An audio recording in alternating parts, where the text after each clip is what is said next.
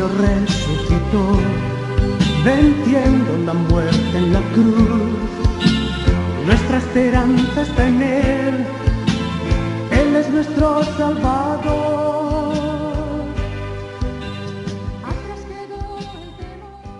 Hola hermanos, el día de hoy 25 de abril del 2020, sí, no es sábado de la segunda semana del tiempo de la Pascua, sino que todos los 25 de abril celebramos a San Marcos Evangelista. Fíjense ustedes, hoy vamos a escuchar unas lecturas distintas, vamos a dejar de leer el capítulo 6 del Evangelio de San Juan que hemos comenzado a leer ayer y vamos a leer el final del Evangelio de San Marcos, que es el primer evangelio escrito. Miren, Juan Marcos se le conoce normalmente en el libro de los Hechos de los Apóstoles, después de que Pedro sale milagrosamente de la cárcel, nos dice el libro de los Hechos de los Apóstoles que fue a la casa de una tal María y el hijo era un tal Juan.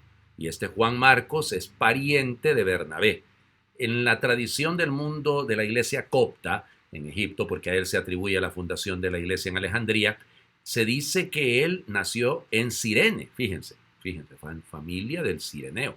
Y el tema es que, eso lo dicen ellos, pero en el resto considera que nació en Jerusalén, pariente de Bernabé, y que luego estará asociado al primer viaje misionero de Pablo, que no le fue tan bien, en Chipre se arrepintió y regresó a Jerusalén, pero el tema es que luego sí ya volverá a asociarse a Pablo, es mencionado en varias de sus cartas. Pedro lo llama mi hijo Marcos, y la tradición sostiene que de la predicación de Pedro en Roma es donde sale el Evangelio de Marcos. La tradición sostiene además que murió un 25 de abril del año 68 en Alejandría y murió martirizado. Por eso hoy van a ver que los sacerdotes utilizaremos el color rojo propiamente por el martirio. La iglesia, como les digo, de Egipto y la iglesia de Etiopía lo considera como su fundador. Sus restos fueron trasladados en el siglo IX, siglo X a Alejandría y luego serán trasladados a Venecia, porque el patrono de Venecia es San Marcos, el símbolo de la bandera de Venecia, del ducado de Venecia, la República de Venecia, va a ser precisamente el león, porque es lo que se atribuye. ¿Se acuerdan aquellas 4 figuras que indican los 4 evangelios? Bueno, el león es el que indica a San Marcos. Le debemos, oigan, él es el que inaugura el género llamado evangelio. La palabra ya existía, se utilizaba en el mundo romano, en el mundo de las comunicaciones de los emperadores, pero legítimamente el primero en utilizar el género, la manera esta de escribir a la que nosotros llamamos evangelio, es él. Bueno, vamos a las lecturas del día de hoy. Entonces, la primera lectura está tomada de la carta de San Pedro, capítulo 5, versículos del 5 al 14. Queridos hermanos, que en su trato mutuo la humildad esté siempre presente, pues Dios es enemigo de los soberbios y en cambio a los humildes les concede su gracia. Humíllense pues ante la mano poderosa de Dios para que Él los levante y encumbre en el momento oportuno. Dejen en sus manos todas sus preocupaciones, pues Él cuida de ustedes.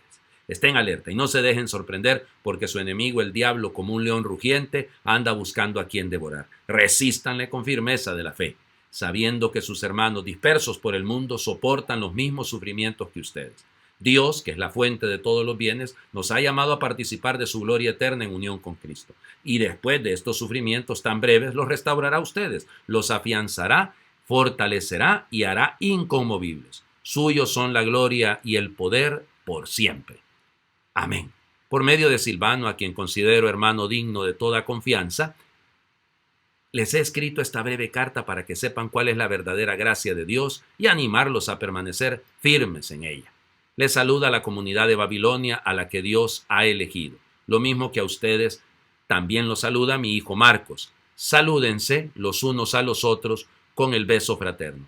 Les deseo la paz a todos ustedes, los que son de Cristo. Palabra de Dios. Te alabamos, Señor. Perdón que es que me he quedado ahí un poco trabándome porque es que el texto que estoy leyendo es un poco confuso a veces también, pero me quedo con esto. Los saluda la comunidad de Babilonia. Babilonia en esta idea no es que estaba Pedro en Babilonia realmente, es que estaba en Roma. Y es el término que se utiliza como una manera clave de llamar al lugar del destierro, ¿no? El destierro en Babilonia. Bueno, y luego también los saluda mi hijo Marcos.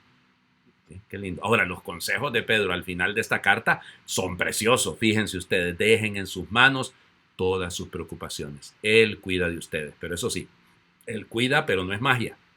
Por eso estén alerta, no se dejen sorprender porque el diablo, como león rugiente, anda buscando a quien devorar. Resístanle firmes en la fe. Ahí está el detalle, porque si nosotros estamos esperando que Dios nos resuelva nuestros problemas de manera mágica, eso no va a pasar.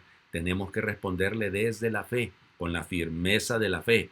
El diablo nos está devorando, está haciéndonos perder la esperanza, nos está haciendo caer en la angustia, y entonces por eso es la fe. ¿Ya? Y fíjense, lo dice Pedro, ¿no? Tan lindamente, que es que ustedes entiendan que no están solos en esto. Es el mismo sufrimiento que sufren algunos de sus hermanos, otros de sus hermanos en el mundo entero. Bueno, sí es que estamos asociados hasta en el sufrimiento. Y eso también tenemos que nosotros agradecerlo en el sentido de que no estamos solos. Esta lucha no la estamos llevando adelante de manera, como les diría, individualista, ¿no? Todo lo contrario. Estamos unidos como una sola familia. Y por eso le pedimos a Él que sea nuestra fortaleza. Ya les decía en las palabras iniciales que el Evangelio del día de hoy está tomado del capítulo 16 de San Marcos, versículos del 15 al 20. En aquel tiempo se apareció Jesús a los 11 y les dijo: vayan por todo el mundo y prediquen el evangelio a toda criatura. El que crea y se bautice se salvará. El que se resista a creer será condenado. Estos son los milagros que acompañarán a los que hayan creído. Arrojarán demonios en mi nombre, hablarán lenguas nuevas, cogerán serpientes en sus manos y si beben un veneno mortal no les hará daño. Impondrán las manos a los enfermos y estos quedarán sanos. El Señor Jesús, después de hablarles, subió al cielo y está sentado a la derecha de Dios. Ellos fueron y proclamaron el evangelio por todas partes y el Señor actuaba con ellos y confirmaba su predicación con los milagros que hacía. Palabra del Señor, gloria a ti, Señor Jesús. Bueno, 3 consejos rápidos de una sola vez. No vayan a querer probar un veneno para ver si es cierto que se cumple esta palabra, porque por allá salió un presidente del gran país del norte diciendo que para combatir el COVID, y está la grabación, después salen diciendo que no es cierto, pero ahí está la grabación, que había que inyectarse este líquido que estamos utilizando como desinfectante. Dios mío, ¿qué es esto? O sea, es una locura. No vayan a probar tomar veneno, porque no. Así pasó con un pastorcito allá en el África y que dijo que ya agarró una serpiente, otro, y que lo mordió y murió. O sea, es decir, no hay que jugar con esto. El signo, evidentemente, va más allá. El veneno es lo que sale de la boca de la serpiente, digamos, en la mentalidad del siglo I, y daña. Entonces, hombre, nosotros, la nuestra es la lengua de la paz, la lengua del amor, la lengua de la caridad, pues no la lengua viperina esa que anda dañando. Y miren que duele esto, ¿no? Todavía en medio de esta pandemia, en medio de esta crisis, escuchar tanta gente hablando cosas en contra de la iglesia, en contra de hermanos sacerdotes, en contra. ¿Qué es esto? No. Nosotros predicamos a Jesucristo muerto y resucitado, que esa es la clave de todo. Vayan. No nos podemos ir, Padre, estamos aquí en este aislamiento social. Sí, pero es que no está ahí el tema. El ir es una actitud y la actitud es estar dispuestos a llevar la palabra de Dios por todas partes. Eso es lo nuestro. Invitar a la fe. En medio de esta pandemia, invitar a la fe. Y fíjense cómo termina, por eso me encanta. La tercera cosa es esta. Ellos fueron. No fue cuestión de que escucharon ese consejito, pero no prestaron atención. Proclamaron el evangelio por todas partes. Ahí está. A usted y a mí nos toca en este momento que todas las partes, en la parte se volvió nuestra casa, se volvió nuestra familia. Bueno, seamos evangelizadores, seamos testigos. Me pareció el día de hoy oportuno que hiciéramos una oración misionera, dado que es el envío misionero el que inaugura precisamente el Evangelio de Marcos. Así que les invito a acompañarme.